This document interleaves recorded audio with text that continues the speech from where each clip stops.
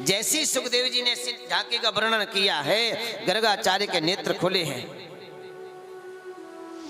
और जैसे देखा है कि बालक पा रहे हैं, मैया को आवाज लगाई, अरे मैया तुम्हारे लाला ने तो थाली झूठी कर दी है, हम ब्राह्मण देवता हैं कैसे खाएंगे। मैया दौड़े दौड़े आई है, कन्हैया को ले गई है। चिंता ना करें, दूसरी थाली लगा कर खिलाते हैं। दूसरी बार थाली लगा के लाई है। फिर भगवान गर्गाचार्य ने भगवान का ध्यान किया है। फिर भगवान आए हैं, सोचा कि अब खीर नहीं खानी है, डांट पड़ती खीर खाने में।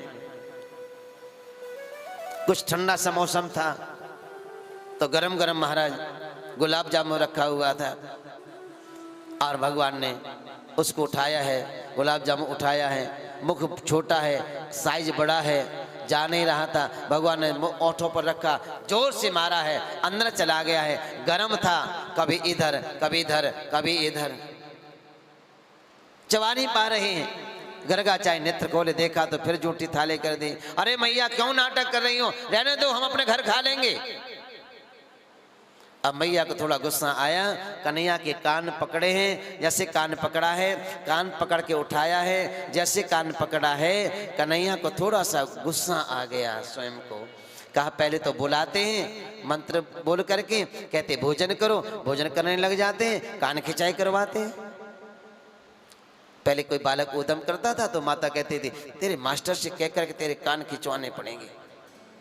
पहले के बालक मास्टर से बहुत डरते थे, अब तो बेचारे मास्टर डरते हैं।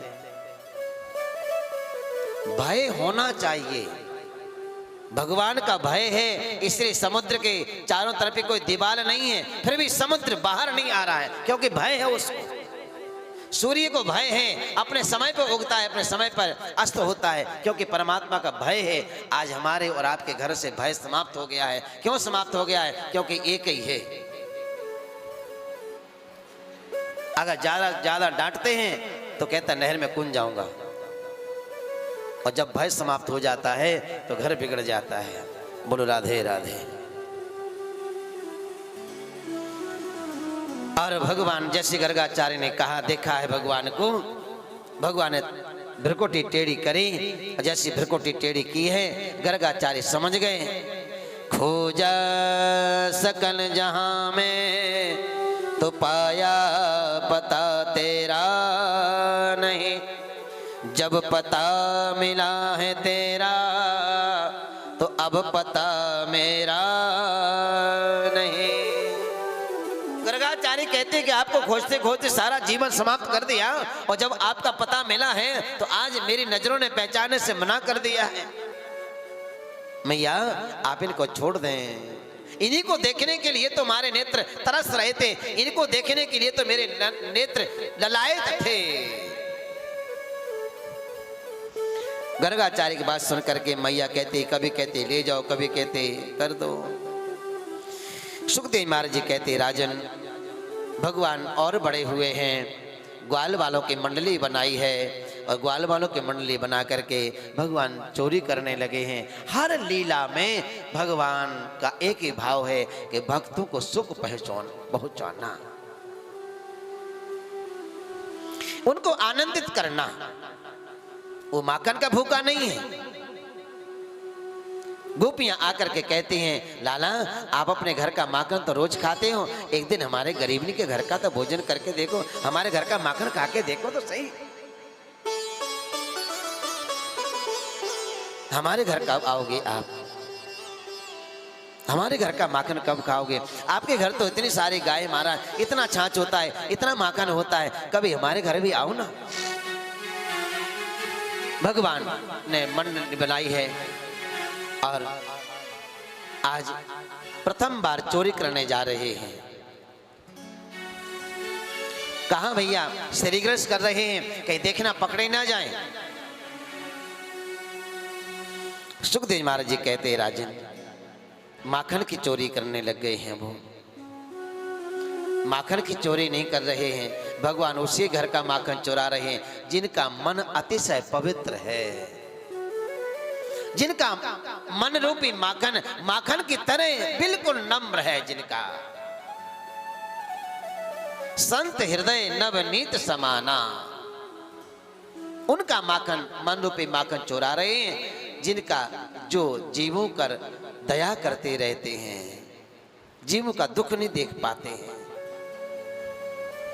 भगवान उन्हीं की मटकी फोड़ते हैं जिनके अंदर थोड़ा हृदय में कटुकता भरी हुई है।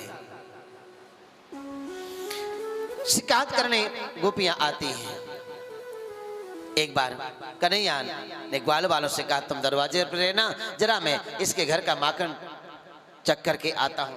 सभी ग्वाल वाल बाहर खड़े हैं और कन्हैया ने कहा कि जब गोपी आने लगे आवाज लगाना। जैसी गोपी आई है महाराज, कन्हैया को ग्वाल वाल आवाज दे रहे हैं, लेकिन कन्हैया इतने मस्त हो गए कि भूल गए कि कोई सुनने वाला है, कोई सुनाने वाला है, और आंगन में बैठ करके धीरे धीरे धीरे धीरे माखन का भोग लगा रहे हैं।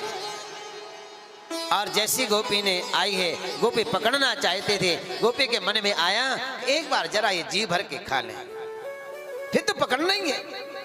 अगर मैं अभी पकड़ूंगी तो फिर ये हो सकता है अभी माखन पूरा खा ही नहीं पाए हैं। ये धीरे धीरे कन्हैया माखन खाए जा रहे, मटके से निकाल करके बड़े मंद मंद मुस्कुरा रहे हैं। धीरे धीरे धीरे धीरे वो गोपी आई है और आकर के लाला के सामने खड़ी होकर के कहते हैं, श्रीमान क्या कर रहे हो? माखन चोरी करते हो, शर्म नहीं आती है? तुम्हारे घर माखन है नहीं है क्या? 9 लाख गाय है महाराज, जो हमारे घर माखन खाने आ गए। हमारे घर तो थोड़ी बहुत गाय हैं, तुम्हारे घर तो 9 लाख गाय। 9 लाख गाय का माखन कितना निकलेगा? अपना घर का माखन अच्छा नहीं लगता क्या?